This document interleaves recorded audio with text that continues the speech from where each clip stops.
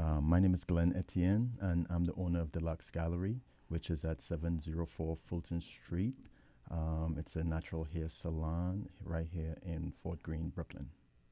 I started off cutting hair back in Trinidad, mostly because my yard was a place where all the kids came to play.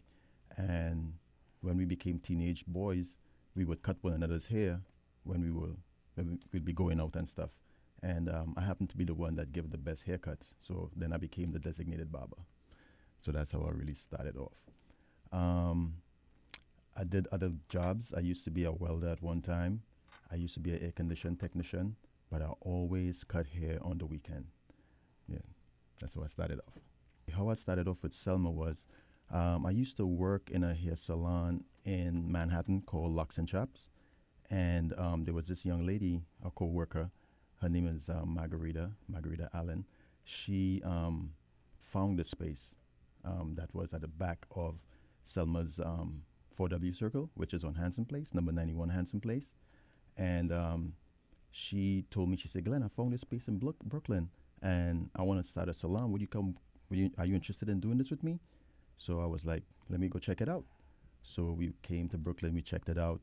I liked it. And we were talking about the move. Then another stylist heard us talking about it, and he was like, yo, can I come too? And then a fourth person heard us talking about it, and they wanted to come too. And I was like, oh my God, we can't take all the stylists from the guy's salon to go open up our own thing.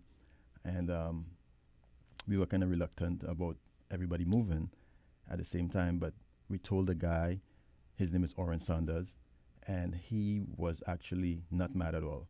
He was happy that he was actually spawning a salon from his salon, so he was cool about it.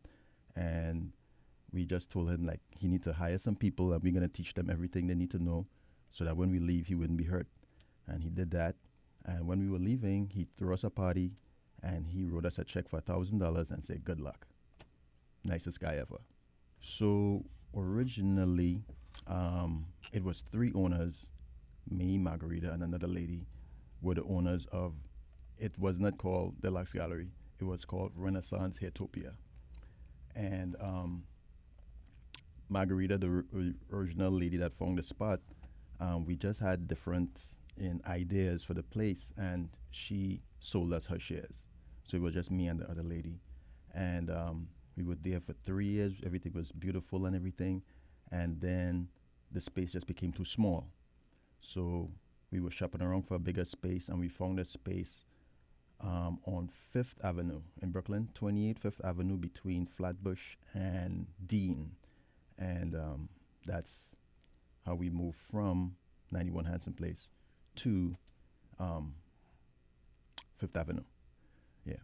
So while we were there then, everything was going along, and then me and my business partner, we stopped getting along. And I was like, oh man, as we made this move, things just looking to fall apart. So it started to get really sour. So I told her, I'm going to go back to the 91 Hanson space, and you could stay here and run this however you want to. It's fine. You know what I'm saying? And I'll just take care of what I got to take care of with you. And so I made the move. No, I was about to make the move, but then Jeffrey Hakeem was using this space to run for office. And so Selma told me when he's done in November of '06, he'll be moving on, and the space will be available, and I'll get it back. So that's when I moved back to 91 Hanson Place, and I formed my own corporation, Deluxe Gallery. Mm-hmm. So how I moved from 91 Hanson Place to 704 was a simple case that Selma Jackson's lease was up, and the landlord was going up too high, and she just couldn't afford it. And so she was like bowing out. And I really did not want the big space. I was comfortable at 91 Hanson Place at the back there. The space was right for me. The money I was making was good. And I was able to go on trips and stuff because I didn't have a big staff. It was fine. And when Selma said she couldn't stay, I told the landlord, yo, can I just stay back here? You know what I'm saying? He was trying to give me the whole space. I was like, I don't want the whole space. So he told me I have two options. It's either I wait for somebody to take the whole space and I sublease from them, or I take the whole place and then sublease either side to somebody.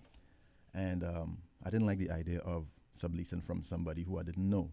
So I took a chance and I took the space. Yep, that's how I ended up at 704 Fulton Street. So how I came up with Deluxe Gallery. I just wanted like a two-part name, like the salon that we had before, it was called Renaissance Utopia, and I like more or less came up with the name. And so I just like the two-part name, like a compound word type of thing.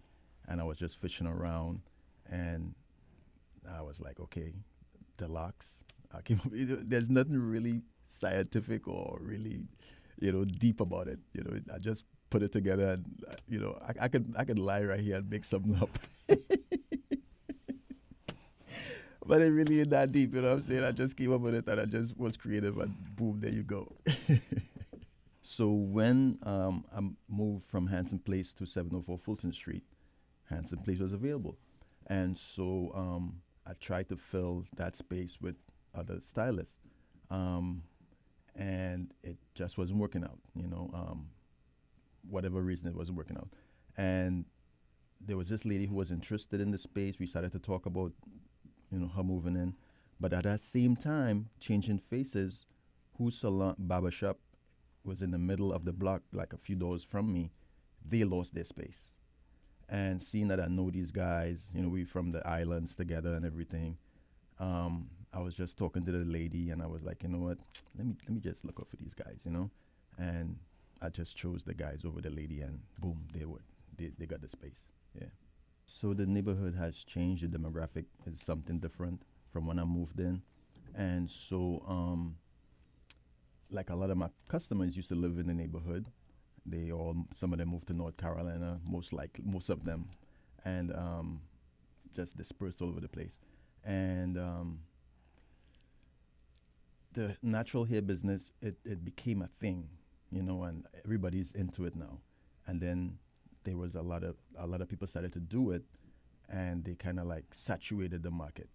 So with a lot of people doing it now, like I can't be raising my prices to go along with the raise of the raising of the rent. So I've been stuck at a point for the longest, and the rent just keeps going up, and I can't raise my prices. And at this point, I feel like the landlord takes home more money at the end of the month than I do. So that's not good business. He's not leaving any meat on the bone for me. You know what I mean? So I don't know how long I'm going to be there for. It's a simple case of the public sector cannot employ everybody. And you could try to create jobs as much as you want. The government could try whatever. They just can't create enough jobs for everybody. And so you need the private sector, people like myself and just entrepreneurs, to create jobs for people. And in my space, like I said, I think I feed like 15 families. And it would be a travesty to see that, they have to find work somewhere else, or, work it out some way or the other. But I think that's what we business people do for the community and society as well. As far as a feel for the community from then to now, when I moved in '03 into the neighborhood, there were a lot of black businesses. The neighborhood itself was vibrant with creativity. You know what I mean? Like, people weren't wearing brand names and stuff too tough. People had their own thing. You had a lot of designers. You had Courtney Washington. You had Raif. You had Mashuda's there still. You had a lot of African and black restaurants, the food and poetry. Erica Bad, I'm going to drop names, lives in the neighborhood. Spike Lee's from the neighborhood. I see people like Malik Yoba. These are the people that create the energy in the neighborhood. But then when the businesses started to fail because of the high rent and the gentrification, we lost a lot of the flavor of the neighborhood. So Courtney Washington is gone. Raif, I think he moved back to Africa. Mashoud, he's just there. He's like, man, I don't know how we're going to do it. So gentrification really it's really hurt us, really hurt the culture and the flavor of the neighborhood. So the neighborhood, it's kind of boring now. I don't want to go too far as to say there are too many coffee shops. Like, what excitement does a coffee shop bring to a neighborhood? But, how many coffee can you drink? How much coffee can you drink? Yeah. The neighbors, the new people, when they come into the neighborhood, as far as business people, there was a time when, like, a new business moved into the neighborhood, people would, like, patronize one another. We say hi, we get to know each other. And these new businesses that come in, like, they don't pay you no mind. They don't try to get to know you. There's a barber shop that opened up right across the street from me. That's beautiful. There's enough for everybody. But there was no hi. You know what I mean? And, like, I'm from the neighborhood. And it's a safe neighborhood. But the things could happen. And I could look out for you in ways that you don't even know that I could look out for you. You know what I mean? Like, I could see things. I could tell people, oh, leave them people alone. You know what I'm saying? Because I've been there. You know what I mean? I'm good with the guys in the street. And for you to think that it's above you to even say what's up to me and whatever, I think that's stupid. You know what I mean? So that's just how I feel about that. The people I'm cool with and I'm close with in the neighborhood, it ain't much right now. Mashoud is my number one guy. There's a little deli right there between me and Mashoud. We cool. Habana Outpost, nice guy. Ralph, I don't know if you guys know Ralph. He has a deli and a hardware. Mike, Brooklyn Moon, my guy. And I think that's about it. I think that's the pizza guys, the guys in the pizza shop, cool dudes, nice guys. So when I moved back from Fifth Avenue to 91 Hanson Place, the landlord was somewhat interested in selling the place. Like, it could have been a conversation. And I asked him, like, how much would he be interested in selling it for? And he said, like, 1.5. And I didn't have that money.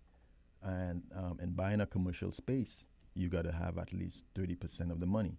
So if it's 1.5, I got to have $500,000. And who has that, So I'm breaking my neck working towards getting to that amount of money, and I could possibly get some help from some people.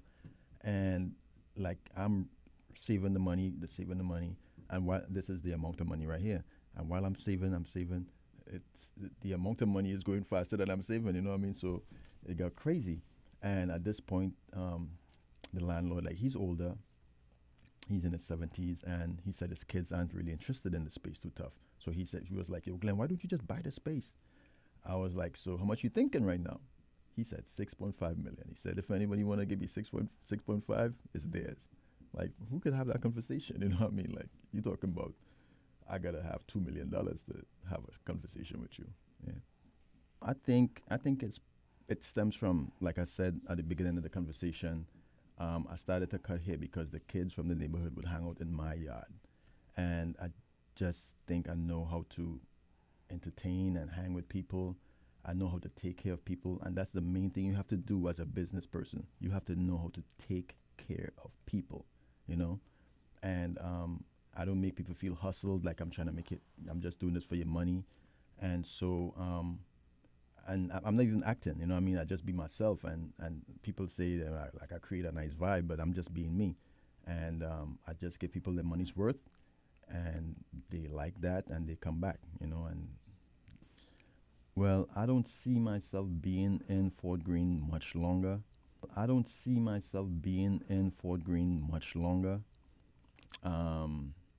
Unless the landlord just feels sorry for me and just, feel like, let me just look out for this guy. As far as black businesses in Fort Greene, apart from mine, if you don't own the building, you ain't going to be around much longer. As far as black businesses in general, I feel like black people won't really trained or groomed or taught or given the confidence to own their own business. Like, we were, like, taught that owning a business is such a big deal.